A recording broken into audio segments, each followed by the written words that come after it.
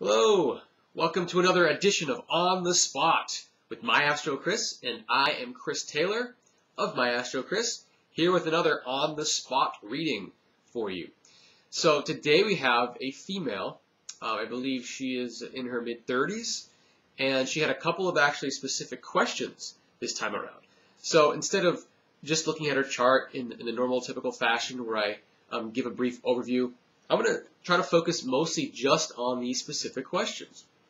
And the specific questions that she was inferring about had to do, number one, with her relationship life.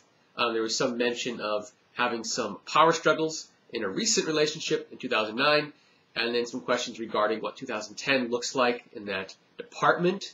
Also, with the idea of career in mind. Here's someone who is very creatively minded, and she isn't doing that right now in her career, and she wants to know what her chart looks like in terms of potential for that. And she actually, I think her words were something like repressed artists. And so we'll talk about that. We'll talk about the relationship thing, all in terms of the chart. And so if you're familiar with the On the Spots, you know that if you click on the link, if you're watching this on YouTube, and you click on the link that's part of this video, it'll take you to my blog, and on the blog will be all the parts of this video as well as up top the actual chart. So if you're on my blog, which is myastrochris.com, it's myastrochris.blogspot.com, then you'll see the parts of the video, you'll see the chart above, and when I refer to the chart, you'll know where to look. You can also find this temporarily on my personal website at www.myastrochris.com in the On the Spot section until the next one updates and removes it. And so we'll get started here. And so if we look at the chart, look above, if we're at my blog or on my website in the On the Spot section, then you'll see the chart.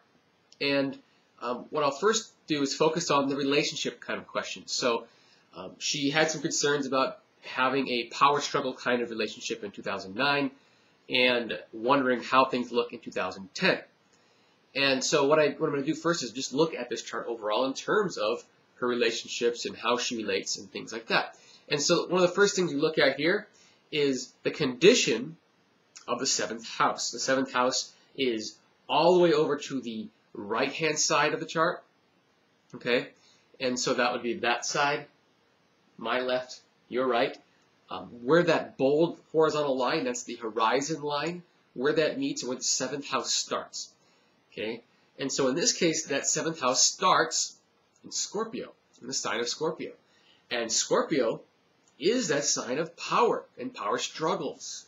So right away we have a theme for the life of this person that is related to power struggles, at the very least. Here's someone who projects power and control onto other people, and tries to come off a little bit more of the opposite of that way, kind of more placid and more carefree in some ways, and projecting that sense of power control. In reality, we all have that tyrant in us, that powerful person within us, but some people will find that coming to them through other people, more so than not. And this would be one of those cases where, in general, relationships, in any case where this person would relate one-on-one, that 7th house, this would have that flavor of Scorpio to it. And so Scorpio is ruled by the planet Pluto, and Pluto also is that planet of transformation and power and all those things that we'll talk about. And that planet is in her 6th house.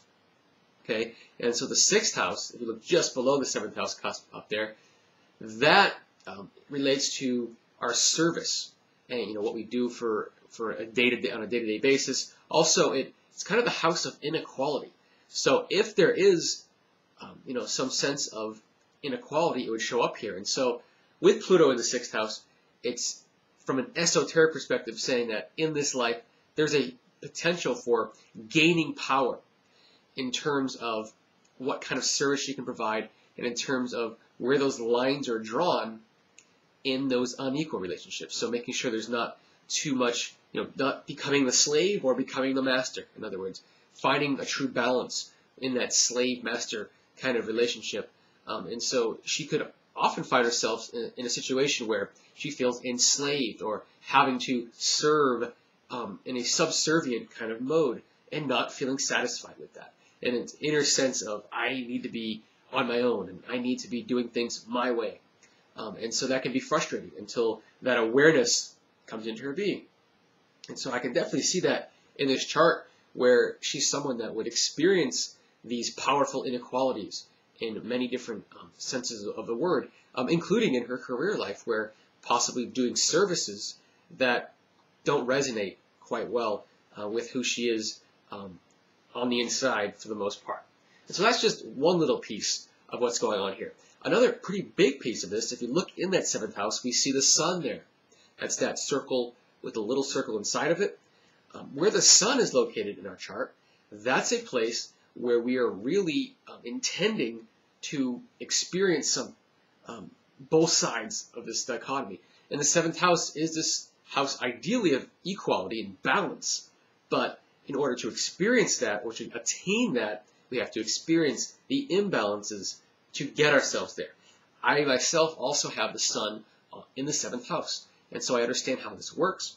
Typically, just like we talked about before with the Pluto aspect and Scorpio being on the 7th house, it's about learning how to balance power, learning how to balance who's in charge.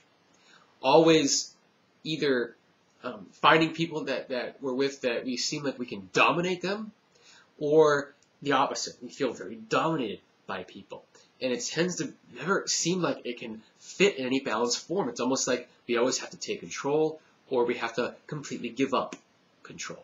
And the truth is that reality exists somewhere in the middle. Just as someone with the sun in the 7th house, myself and this individual in question, don't experience it that easily. It's something that takes work.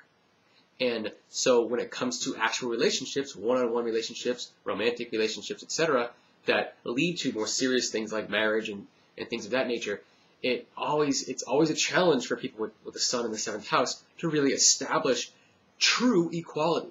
And I say that, I want to highlight those words, true equality, because sometimes there's equality that really just involves things like, a mutual agreement for codependency, for example. And so what the sun in the 7th house is saying is, the ultimate goal here is to form completely independent relationships, which is kind of an oxymoron or a dichotomy if you want to think of it that way. But there is a true balance that exists there. You can be an individual within a relationship. You don't have to have an existing codependency in order to keep those relationships going. And that's something that someone with the sun in the 7th house realizes over time. But it's a lifelong process. And so at her age, early to mid-30s, this kind of realization would be sinking in by now.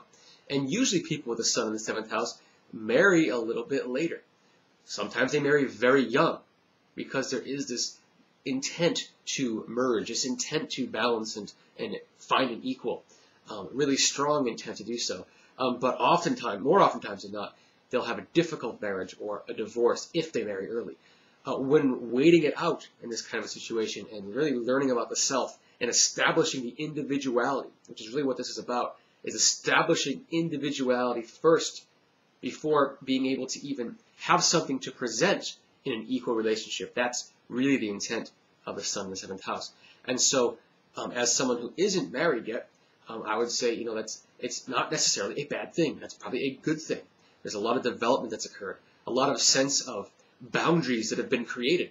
And just speaking of a situation of having a power struggle in 2009 with this individual, saying that that's how the relationship experience was, just being aware of that, being aware that there was some sense of you wanting something a certain way and other people wanting you to have things a certain way and not seeing that it's equal.